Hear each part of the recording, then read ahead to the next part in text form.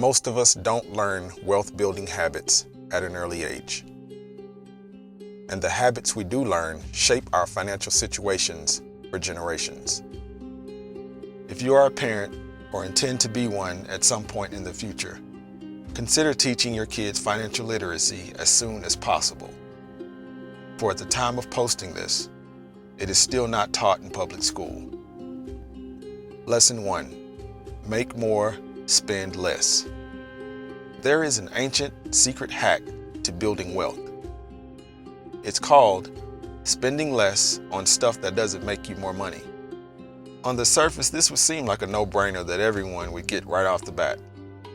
That everyone should have, at minimum, a basic understanding of when they have reached their financial limit. However, nothing is farther from the truth. One of the key issues we face as consumers is the ability to spend more than we make or more than our budgets will allow. Now, there are many who truly don't have any wiggle room within their current costs of living. This can be systematically tied to region, coupled with job skills or lack thereof. I invite those who fall into this category to check out my other post on how to make more money faster. But there are also individuals that do have disposable income but lack the financial literacy needed to see where they are constantly going off the rails. Again, as we discussed earlier, these simple but profound misunderstandings can stem from how and when we learn our first lessons about money. In other words, if you're constantly being bombarded with the notion that you can have whatever you want without being versed in the consequences of financial debauchery, you are likely doomed to make some amazingly poor decisions when it comes to money. You have to learn early that you don't need everything you see just because it's possible to have it. And you have to be able to apply these lessons in real-world situations. This leads us to our next lesson. Don't abuse credit cards. Initially, I was going to name this lesson, Don't Use Credit Cards. But I realized that they do have their benefits and merits if used properly. I personally didn't get caught up in credit card debt as a lot of people do early on, not because I had been taught or advised financially, but because I had witnessed it happen to so many people as a child. The horrific experience stuck with me and permanently pitted me against having credit cards.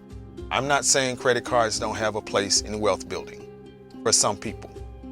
I'm saying that without proper financial literacy and discipline, credit cards can be the undoing of your financial life for many years to come.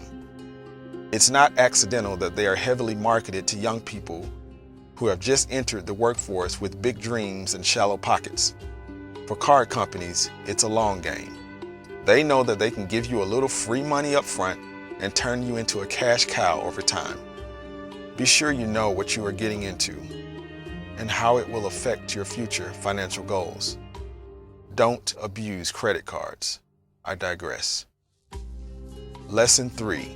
Invest early.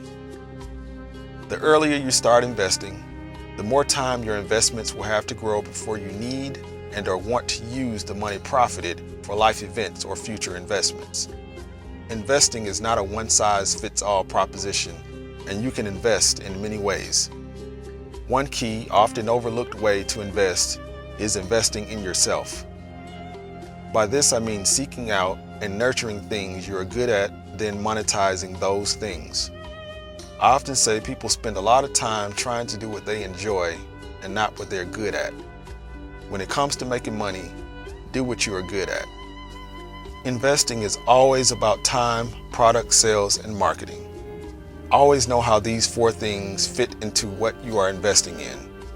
Rule of thumb is, if one of these 4 things is broken, then the likelihood of it being a poor investment is higher.